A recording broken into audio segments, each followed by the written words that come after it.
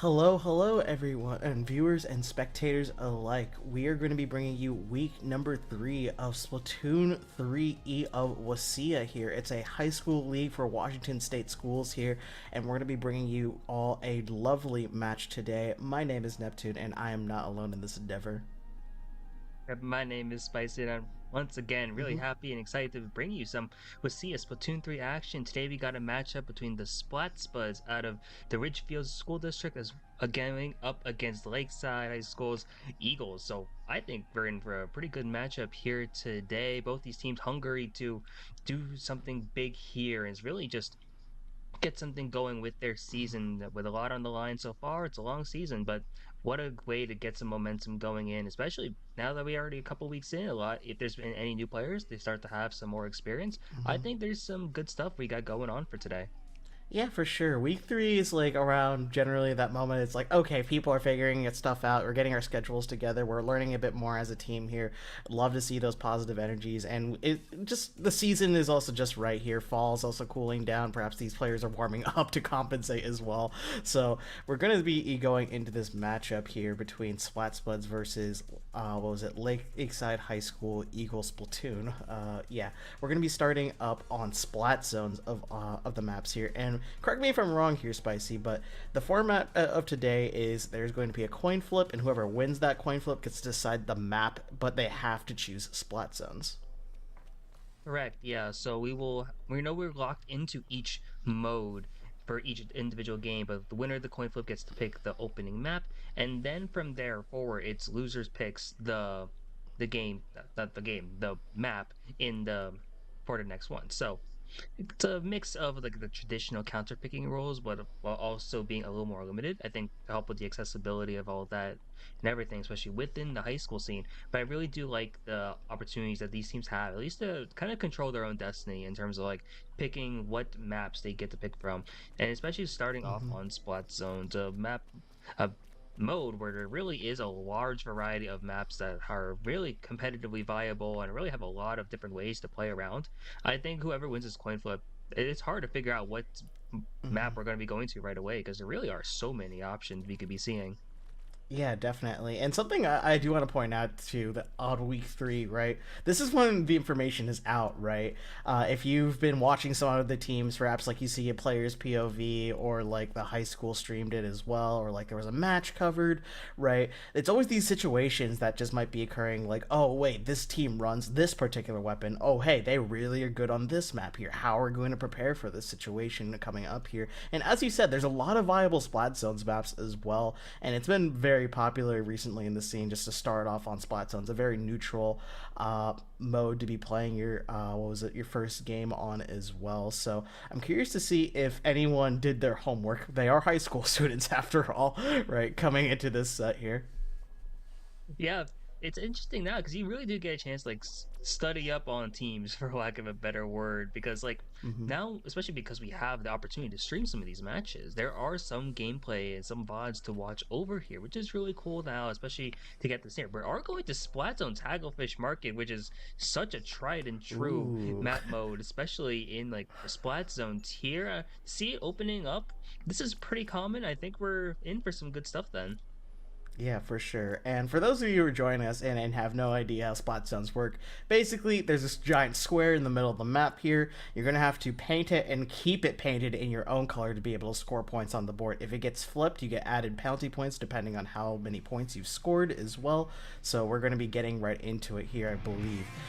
We're going to be seeing these teams in the action. I believe it's going to be Lakeside High School in that bright yellow, and in the bright blue we're going to have Ridgefield as well. So let's get this started here. What's jumping out to you, Spicy? Immediately, I'm looking at Ridgefield and I see two arrow sprays. One being the RG, which has Sprinkler and the Booyah Bomb, and the other one being the Silver MG. They're having the Fizzy Bomb as well as that Reef Slider. The arrow spray offers so much painting here that really it's so hard to really counter that as long as both of them are up here. So now you just see all of these players really fighting off in mid. Multiple members on each side are starting to go down here, but the arrow spray painting is gonna be immediate paint on the board, and that's early cap, but it does look like the Lakeside with that Spice is going to be able to take over the zone and take the lead now. Oh my goodness, that was a beautiful splashdown, canceling the Booyah Bomb as well, preventing the Aerosphere from using their special just for that counterplay alone right here. But it just seems like a Lakeside High School is struggling. But wait, it's never mind. Both teams are struggling when they wipe each other out trade for trade, blow for blow. The zone isn't even painted here as the respawns are kicking in here, Spicy. That was insane. These teams are so evenly matched at this point, and now you see that Ridgefield is able to take control of the zone once again. But once again, members of both teams are going down, and another wipeout. And now Ridgefield does have a member up now, and they have the bubble there, able to protect the zone as well as offer jump ins to the rest of their team. And as we watch the points tick down, it means Ridgefield is going to be able to take control of the lead once again. And Lakefield now also has to work their way through a penalty that whenever they get control back to the zone, you're seeing Ridgefield really start to cap up and push up with the splashdown once again. It's gonna take down at least another member there, and we're gonna see if Lakeside is gonna be able to actually convert and now wipe out and now control zone again. There's so many wipes this game. Yeah, wipeout after wipeout here. I do also have to think it has to be the splashdown as well. The splashdown's such a strong special to shut down anyone who's just running at you, but the roller has something to say from Ridgefield as well, getting another wipeout here, Spicy. This is absolutely insane. I have never seen so many wipeouts back to back so quickly in succession and back and forth like this here in Splatoon. Oh my gosh, it is so back and forth indeed. You see the splashdown is online. Once again, it comes out, but it's going to get taken. That is insane. Ridgefield still has control of the zone, even though when there was a double wipe, and they're still being able to take points down. That is such an insane sequence of events, and Ridgefield still finds themselves with 0 members up, but still having control. Oh my goodness, here another wipeout here. These teams probably are just fighting tooth and nail for control of this and are not sure how exactly to respond to the explosive pushes that each of these teams are performing as well. Blow for blow, trade for trade, even it out over and over again. But it's going to be Lakeside High School is going to be getting the leg up here. The zone is through its penalty points and it's painted right now, and we're taking it down right now. They need to go past 28 here to be able to swap the lead as well, as we see the tactical is online, but the suction bombs they don't pick up here. Oh my goodness, this ends up putting it work here, Spicy. Yeah, and now Lakeside has control of the lead, and they have Tactical Core online, which is such a powerful special, especially if all their members go down here. And now you see it's the last gasp for Ridgefield at this point. They have 2 specials online. The Booyah Bomb is coming out here. Is it gonna come out in time though? Maybe that time is going to tick down, and Lakeside High School in an absolutely explosive game 1 does take the lead in the set early on. Oh my goodness. I think it counted like, I think a total of 8 wipeouts from both teams right here. If you want to talk about an explosive start, Spicy, this is probably the understatement to describe that. Yeah, I don't know if explosive is enough to say explain what we just saw. And we didn't just see 8 wipes without, like, we saw multiple double wipes, which is very rare to see. Seeing it once is already incredible, but seeing it like twice at least, it's insane. And that's only been the first game. Who knows what we got going in for the rest of the set. Yeah, for sure. And I think part of it has to be doing with the specials that are being used, particularly Splashdown, right? Oh, hey, if I'm going down, I'm taking you down with me type of special, right? That's being rocked by, I believe, the Ridgefield members, I believe. Mm-hmm. Right, they were clicking in Splashdown in moments in which things were looking desperate and just trying to basically say, oh hey, if I go down and take some other people with me, perhaps we can get enough team power to be able to cap that zone, or at least stop the zone from ticking out. Because you saw those trades that happened right there where they wiped each other out, and there was literally no other points being scored on the board because the zone was in neutral there, Spicy. Yeah, and that was insane. Now we're going into tower control also, where because there's a center of attention once again, similar to Splat Zones, because everyone's going to be focusing on that tower. It's going to be really interesting to see what we have going into that. But before we get into the next game, give a quick shout out to ZOTAC Gaming for powering today's stream. And thank you again to their incredible support, for being able to bring this broadcast to all of us here, helping to showcase the amazing talent and I guess explosive talent that we are seeing here in Scholastic Esports. Show their appreciation to ZOTAC by giving them a shout out on social media. Make sure to join the community on Discord and use the hashtag powered by ZOTAC or hashtag ZOTAC USA when you post. And if you're in the chat, type exclamation point ZOTAC in chat for some more info.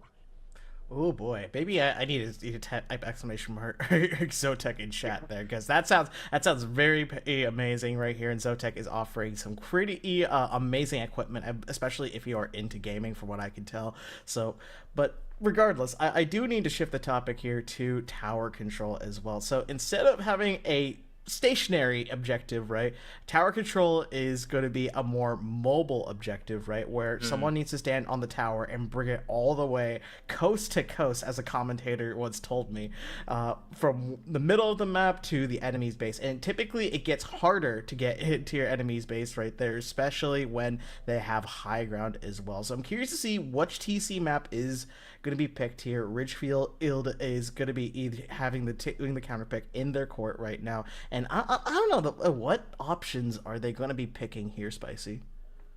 That's what I'm wondering as well, because similar to zones, tower control does have quite a few maps where you see them a lot and really across all levels of play. Inkblood Art Academy was going to be the one I brought up immediately after that statement, and we are going to tower control Inkblood, it seems like, and like, this is one of the most common map mode selections. If you thought Zones Hagglefish was one, this might be the most tried and true map mode we've had since like Splatoon 2, honestly. It just shows how long it's been in this game's meta and in this, like, really in this scene.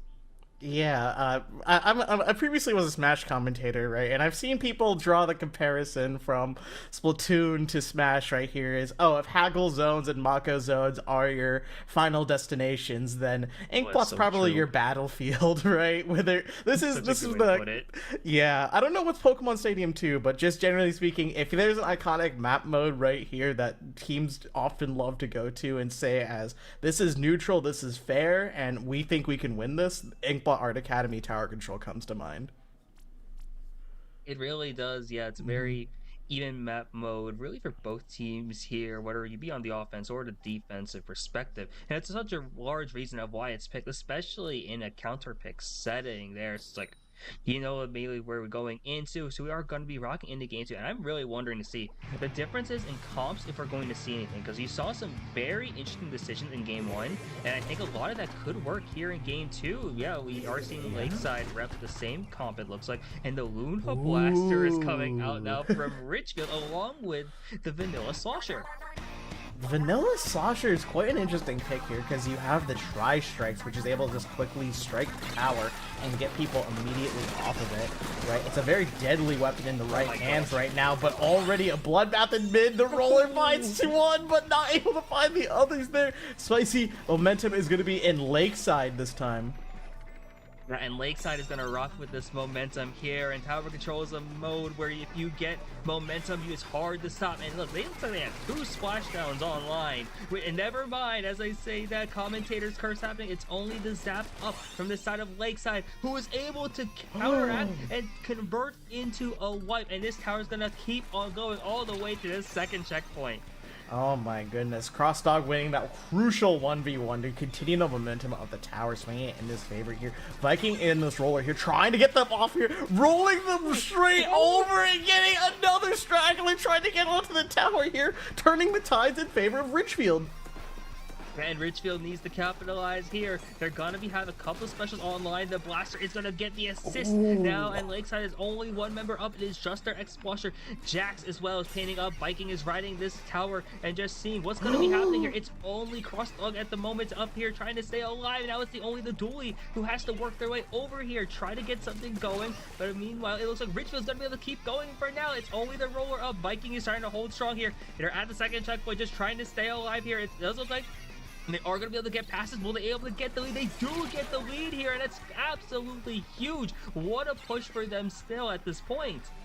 Oh my goodness. Trade for trade, blow for blow here. Ridgefield manages to find a way back here to shut down the incoming defense that was Lakeside right here. And they come back again, and the Ludo Blaster has Respawn Punisher, further setting them back here and putting them back into their spawn for even further amount of time than I was thinking, Spicy.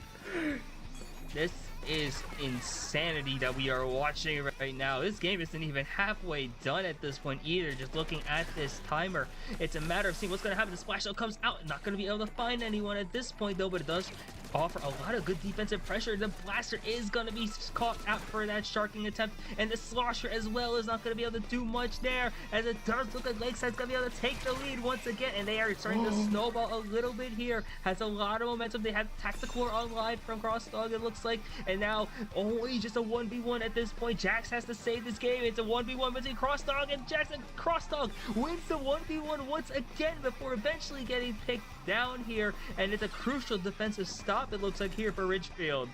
Oh my goodness, great defense there, not panicking, because typically when things start to go out of control on tower control, it's very difficult to come back here. But hey, you see the members of Ridgefield here being very calm and collective. Hey, we made a mistake here and they have the lead, but we're going to be able to make this one back right here. All we need are some picks. We need to push this tower a little bit more forward here, but it's going to be difficult, especially when your Slosher's going down here and Viking is forced to fight his duelies and getting a trade here, Spicy. Yeah, game trades are so pivotal, but Drew, just staying alive at this point is insane right now. It's exactly what you need to do. Jax is the only one up trying to move their way back into mid. They end up getting a trade at this point onto what, but Nightfire is still alive, riding that tower with that custom X, while having Splash Out online as well. And that Splash Out is going to be pivotal if they decide to pop it in a dangerous spot, but the Blaster is able to take them down, and with that Respawn Punisher, it's so critical here now to see what Ridgefield is going to be able to do. We're approaching the last minute of this game, and it really does feel like either team has a great shot to win this. Yeah, for sure. And the bubble on tower is beautiful here, defending anyone getting up here, as well as any blaster shots going through. But no, there's quite a bit of a pickle here. I think we're out of paint here, and a bomb cleans up the remaining members of Ridgefield here, setting them back a little bit here as we enter the last minute of this game here, Spicy. Yeah, and now with about 45 seconds to go, Lakeside has control of the tower. They have two specials online as well. Seeing what they do here is pivotal, but that Blaster's positioned in a really strong spot, and they're able to take down another member there. The splash still coming out once again, though. It does not get anyone at this point, but they are able to pick out a couple members here. 30 seconds to go, and this is coming down to the wire as multiple members on each side are about to be going down.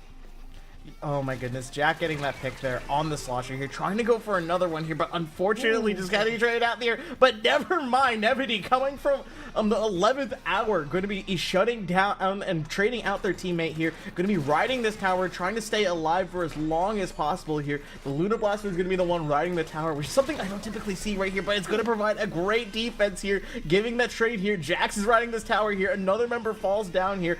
Remember that Luna Blaster got Respawn Punisher as well, and Jax has the triple ink strikes online right here, going to be fighting on tower right here, but gets popped a little bit too late, and the game goes to Lakeside.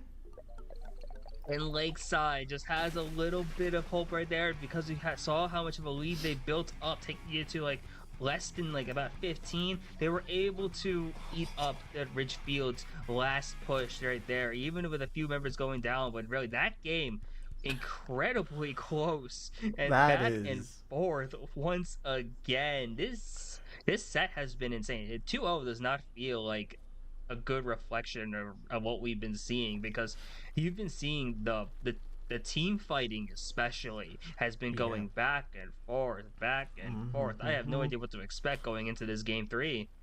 Yeah, for sure. As you said, back and forth. These teams are fighting like tooth and nail. Every time I think one team has an advantage, I just see immediately someone comes from like, what was it, the other ledge or like another platform, right? And they just go pop, and then another one's already dead. I'm like, okay, this is a lot better of a situation than I thought it was initially. And I'm just like thinking to myself here, situations like this don't often happen where where teams are trading blow for blow. Typically, it's more of a snowball effect that we were talking about earlier, where like, oh hey, 1 goes down, 2 goes down, and 3 goes down, and it's like, it feels like something that I was reading in a book, right? And just instead, it's just okay, all action, no words, just everything just happens back to back to back, Spicy.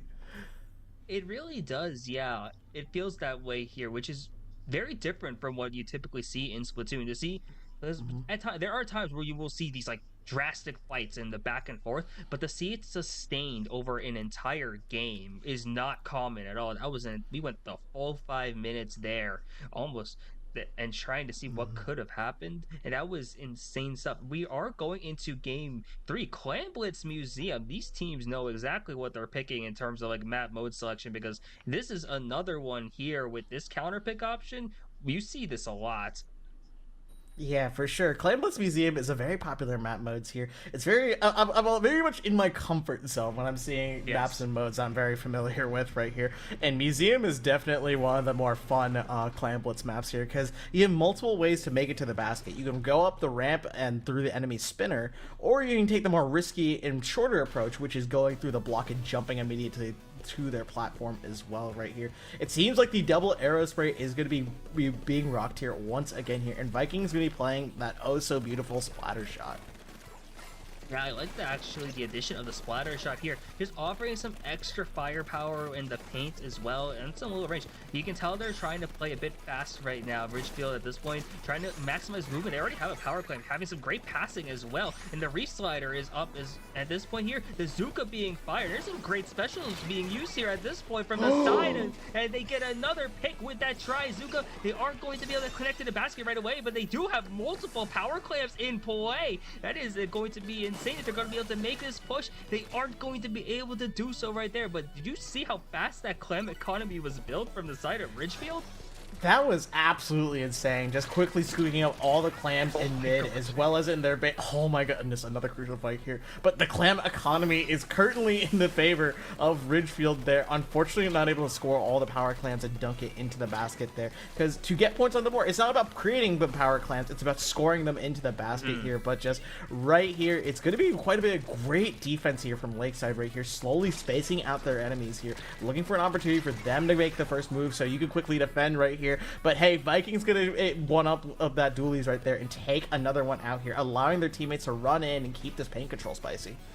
Yeah, and you see Jax pop that reap slider there, trying to just either get away as well as playing a bit of an aggressive option. And you see just really the speed of Ridgefield has been very incredible to watch at this point. Just constantly up in the face of Lakeside High School, whether they have a power clamp or not. You can always just see them pushing this momentum, trying to just take the fight to the enemy team here. And I'm seeing if it's going to work in their favor. Now the MG is the only one up from the side of Ridgefield, and this gives Lakeside a bit of time to get some breathing room. And really importantly, because after this wipe, they're going to have the opportunity to paint this entire map orange and then just get clams there to build that power clip and potentially get a chance to score at the basket.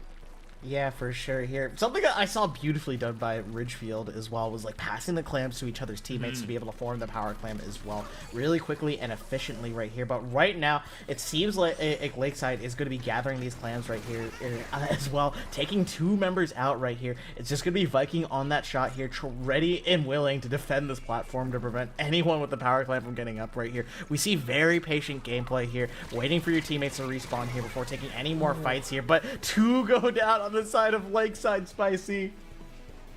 Yeah, and Ridgefield, once again, this aggression with this comp now, the addition of Vikings splatter shot has been so good here. The reef slider come out again, cuts up his splash. So that's not an interaction you see every day. And I can't believe we just saw that now, and now it's actually looking good for Lakeside here, who has a power clam. Crossdog is making their way up towards this ramp, trying to stick around, but the RG, the aerospray is going to get taken down, but it does come back in the fight. And Viking, this splatter shot has been so pivotal here and is making such great moves now. We are less than 2 minutes into this game, but it's still only pretty much a one-score game.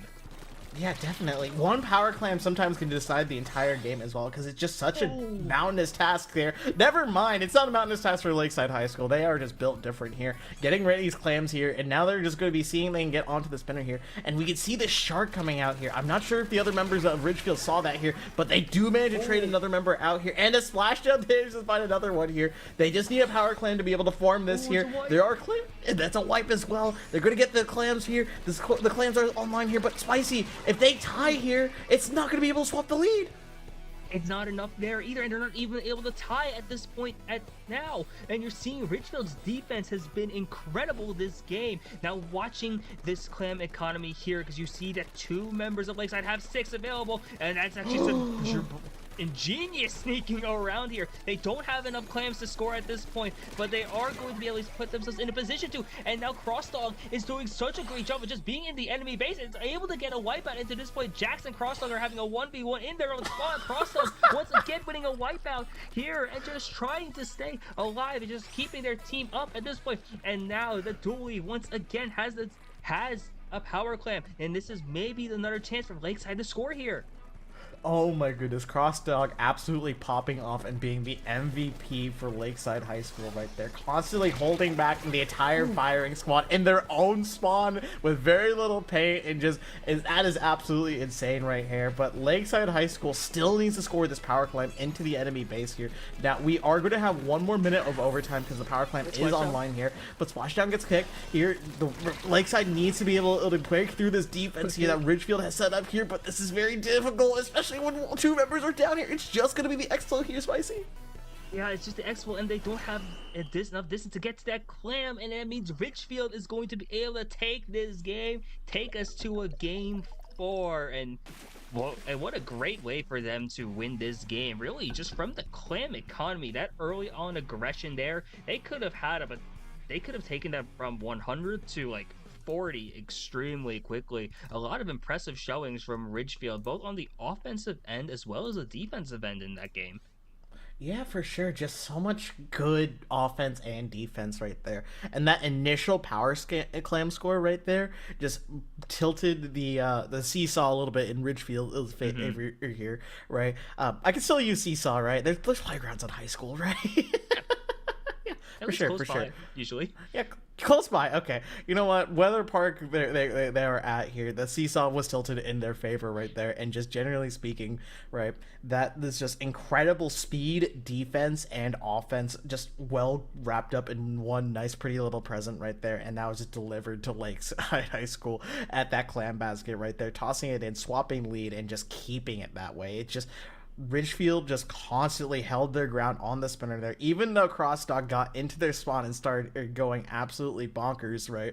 Killing all the members in their spawn as well, on respawn as well. And that was just, I can't believe just like how well they were able to recover from that. Yeah, I was thinking that from Lakeside's point of view, of really just having that kind of like strong positioning. I thought there was a great opportunity for them to score. They just didn't have the clams to do so, but that's just sometimes how this game works.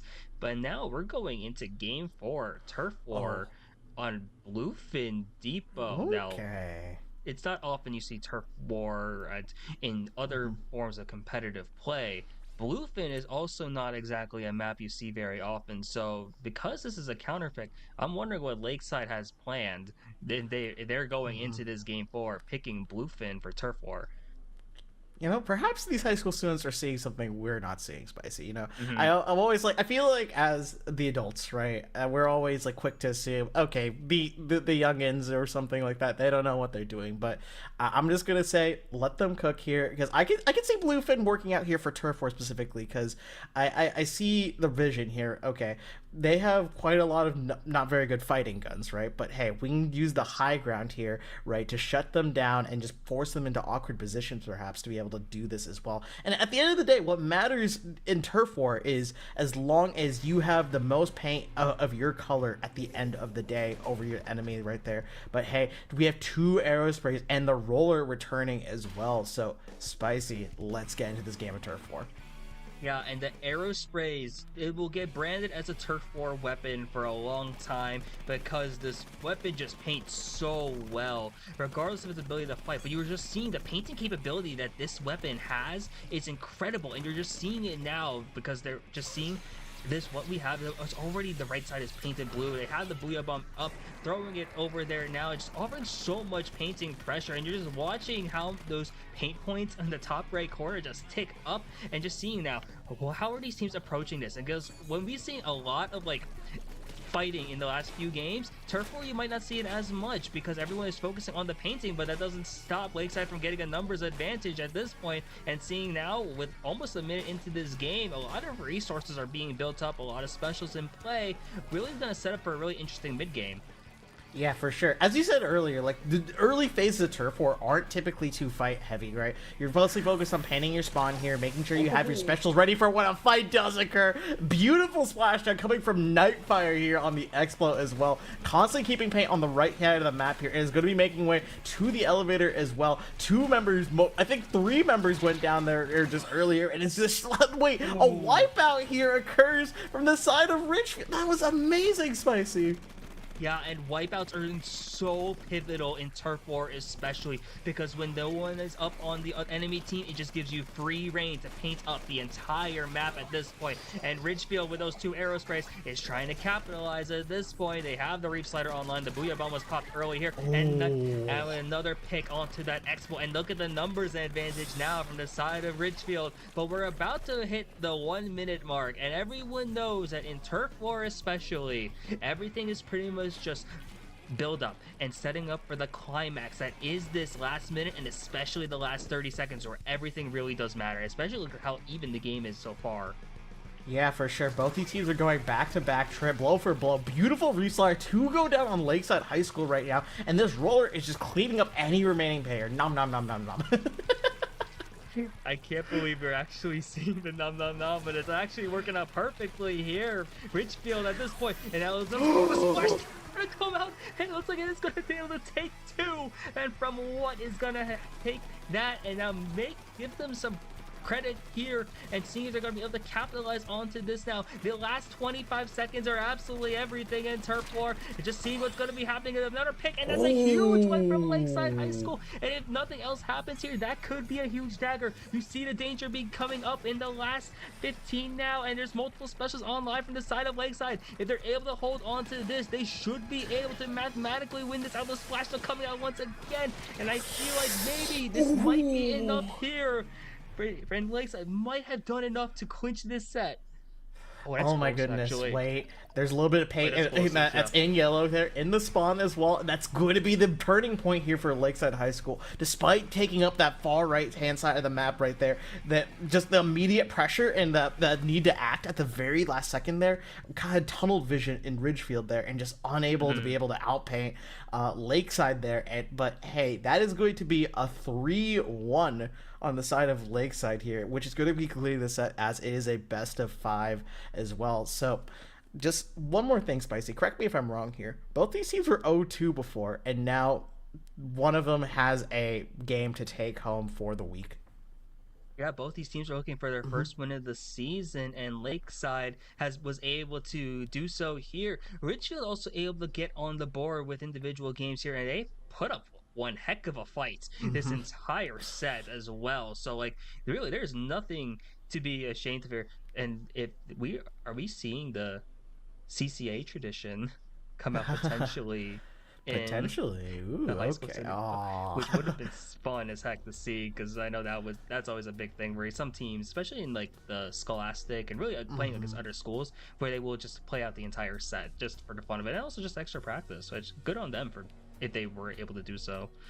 Yeah, for sure. Just it's very I think at the end of the day we can all agree that at the sportsmanship is one of those things that a lot of Scholastic teams carry, right? And that is one thing they're demonstrating sometimes, right? However, you know, it can sometimes get late school night. Oh, hey, I have some homework to fix up. Hey, I get it. You know, you got to get moving on with your day. You know, not everyone wants to be on video games 24/7. As much as we'd like to be, we have our responsibilities. High school students, no, being filled with plenty of that, lots of assignments, lots of tests, getting their applications in for college. But regardless, Spicy, I do think we do need to give one more shout out here to LANFest, so I will quickly do that here. Thank you, LANFest, for building healthy communities through gaming with 23 chapters across 18 states, over 150 events a year. You can go to LANFest.com and check out the Washington chapters, Inferno Land as an Emerald City LANFest, to find an event near you. So yeah, I recommend checking them out immediately after the stream if you haven't already. Yeah, and I think want to give a quick shout out to ZOTAC and LANFest for helping bring this stream here, and WSSEA once again for holding this Splatoon league, and really just helping promote esports in the state of Washington. So it's been an absolutely incredible game to cast here with you, Neptune. Where can the good people find you? Oh man, good people. Okay, okay. Let's see. You can find me on Twitter and Twitch as well at Neptune with the two instead of a TU and an underscore at the end there. I typically am roaming around the Splatoon community, so if you do see me in a server or something, feel free to at me, say hi. I don't know what else I could do there, but Spicy, where could the fine folks find you? You can find me on Twitter at 2SpicyBM, as you see in the bottom left corner of my camera. You can also find me on Twitch at twitch.tv/spicy_BM. And that's always a pleasure getting to do this with you, Neptune. I shout out everyone here helping to make this happen. But we got some more esports stuff coming here with not just with SIA, but really just across this nation here. I'm excited to see just, especially when we get to next week's Splatoon match, like what we got coming the rest of the way. Yeah, for sure. Make sure to hit that follow button as well if you are on Twitch here, because you do not want to miss any more WSSEA esports action here. There's various games in their scene, not only Splatoon here. We do have other popular shooters like Valorant, Overwatch, as well as League of Legends as well. We have a lot of variety here, so make sure you stay tuned for that. And we will be back next week around the same time to bring you more Splatoon 3 action. Thank you. Yeah. And tomorrow you got Overwatch too, actually, here with South Ridge, and then Walla Walla. So great, we got some great stuff here. You got some great stuff here in the Washington State for the CSO. It's gonna be a great time for esports here. Yeah, for sure. A good time to be a student and participating in esports as well. But I think that's going to be it for us, Spicy. Thank you so much for casting with me, and to the production team as well as the heads of WSSEA organizing all of this and putting this all together. Mm-hmm.